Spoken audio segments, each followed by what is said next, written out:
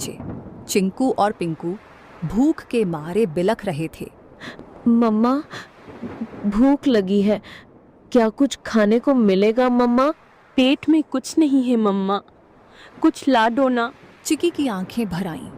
हे भगवान, मैं क्या करूं? कैसे बताऊं कि बारिश शुरू हो गई है, लेकिन मेरे बच्चों का रोना मुझसे देखा नहीं जाता। भीगूंगी, गिरूंगी, चाहे जो हो, लेकिन इन्हें भूखा नहीं देख सकती। रुको मेरे लाल, मम्मा कुछ ले आएगी, चाहे जान ही क्यों ना चली जाए। परंतु एक बात याद रखना, जब तक मैं नहीं आऊं, घोंसले में से बाहर भी मत देखना और बाहर भी मत निकलना, समझ गए ना? चिड़िया खाना लेने के लिए चली जाती है। अब इन दो बच्चों की माँ घर पर नहीं थी और बच्चे घोंसले में अकेले थे। उनके लिए यह पहली बारिश थी जो उन्हें किसी अजूबे से कम नहीं लग रही थी।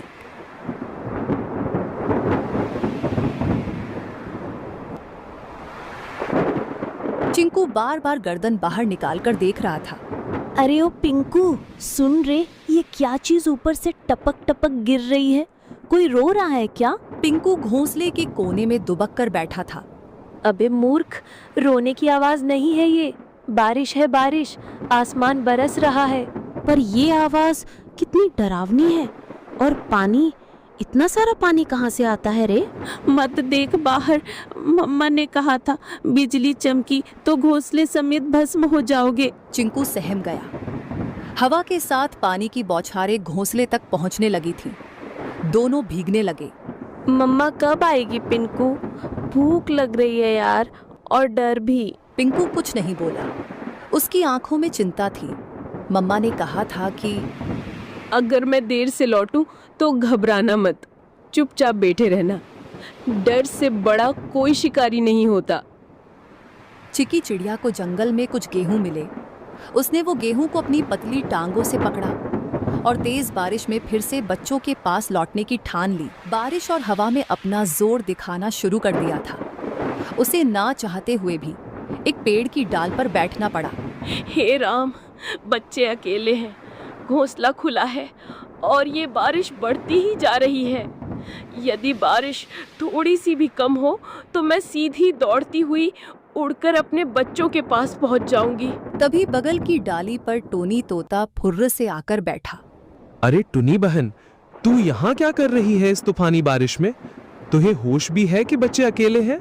टोनी भाई, क्या करूं, उड़ नहीं पा रही, पंख गीले हो गए हैं। बहन, कल की बात बताऊं, मैं कबूतर बहन के घोंसले के पास से जा रहा था।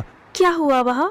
बहन, एक सांप आया था, बहुत लंबा और काला, चुपचाप डालियों के पीछे पीछे सरकता हुआ सीधा घोंसले तक पहुंच गया। फिर किसी ने देखा नहीं? मैंने देखा, मैं ऊपर ही उड़ रहा था। जब देखा कि सांप कबूतर के बच्चों के ऊपर झपटा, मैं चीखा जोर से, सांप सांप। सब पक्षी इकट्ठा हो गए, लेकिन तब तक बहुत देर हो चुकी थी। वो दो बच्चों को निगल गया बहन। स्वप्न देखने वाला। याकूब के 12 पुत्र थे, पर वो अपने पुत्र यूसुफ को सबसे ज्यादा प्रेम करता था। उसने यूसुफ को एक विशेष चमकीले रंग का अंगरखा दिया। यूसुफ के भाई उससे ईर्ष्या। चिकी सन्न रह गई। टोनी का चेहरा भावुक हो उठा। और जब कबूतर बहन आई ना, वो तो जैसे पगला गई थी। अपने घोंसले के पास आई तो देखा कि एक बच्चा खून से लथपथ पड़ा है और दो तो दिख ही नहीं रहे थे। वो बार बार पुकार रही थी, मेरे बच्चे, मेरे लाल, कहाँ चले गए तुम? उसके आंसू रुक ही नहीं रहे थे। अपने बचे हुए एक बच्चे को उसने पंखों में दबा लिया और फिर चुपचाप बैठ गई, जैसे दुनिया ही खत्म हो गई हो उसकी। मैं बता नहीं सकता कितना दर्द था उस माँ की आंखों में। टुनी की आंखें भर आईं। टोनी बोला, तू समझ रही है ना बहन, ये बारिश सिर्फ पानी नहीं लाती, भूख से तड़पते शिकारी भी लाती है। जल्दी निकल, पेड़ों की आड़ लेकर जा, मत रुक अब। चिकी चिड़िया उड़ती है और अपने घर की ओर जाती है। बारिश चल रही थी, लेकिन अंधेरा गहरा था और ठंडी हवा अब भी तीर की तरह चल रही थी। बस कुछ ही दूर और। चिंकू पिंकू मेरा इंतजार कर रहे होंगे। तभी सामने से दो काली परछाई आई। ओए चिड़िया रानी, कहाँ चली बारिश में? चिकी चौंक गई। सामने दो शिकारी पक्षी रास्ता रोककर खड़े थे। आज तो किस्मत चमकी है, बारिश में भी नसीब ने हमें गरम गरम चिड़िया भेजी है। आज हम चिड़िया तुझे खा जाएंगे। अब चिकी चिड़िया के सामने यह नई मुसीबत आई थी। चिड़िया ने सोचा, इस बार मैं नहीं बच सकती, क्योंकि आज दोनों दरिंदे बदमाश इकट्ठा होकर आए हैं। मुझे आज बल से नहीं परंतु दिमाग से काम लेना होगा। उसके दिमाग में एक आइडिया आया। जब दुश्मन को हराना हो तो उनमें फूट डालो, जिसे दुश्मन की ताकत आदि हो जाती है। तुम दोनों बहादुर शिकारी हो ना, और मुझे खाना चाहते हो ना, परंतु तुम दोनों में से जो सबसे बड़ा शिकारी और सबसे ज्यादा ताकतवर होगा वही मुझे खाएगा। मैं तो सबसे खतरनाक हूँ, पंखों से पंजे तक मौत हूँ, मौत। तेरी औकात नहीं मेरे सामने, मैं तो उड़ते परिंदे गिराता हूँ। तू मुझसे बड़ा शिकारी नहीं हो सकता। तो भेड़ो ना, दिखाओ असली ताकत। मुझे तो वही खा सकता है जो सबसे ताकतवर है। दोनों शिकारी जल उठे।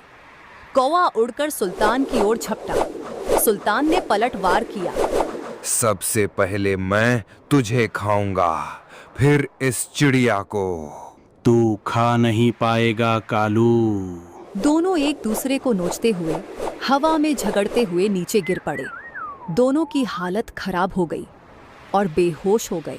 चिकी इसी मौके का फायदा उठाते हुए चुपचाप वहां से जल्दी उड़ते हुए निकल गई। उसके मन में एक ही बात थी, बच्चों तक पहुंचना है, बस अब देर नहीं। चिंकू और पिंकू कांपते हुए बैठे थे। बारिश अब थम चुकी थी, लेकिन डर अब भी घोंसले में था। तभी हवा में एक जानी पहचानी गंध आई। चिंकू, मेरे पिंकू, मैं लौट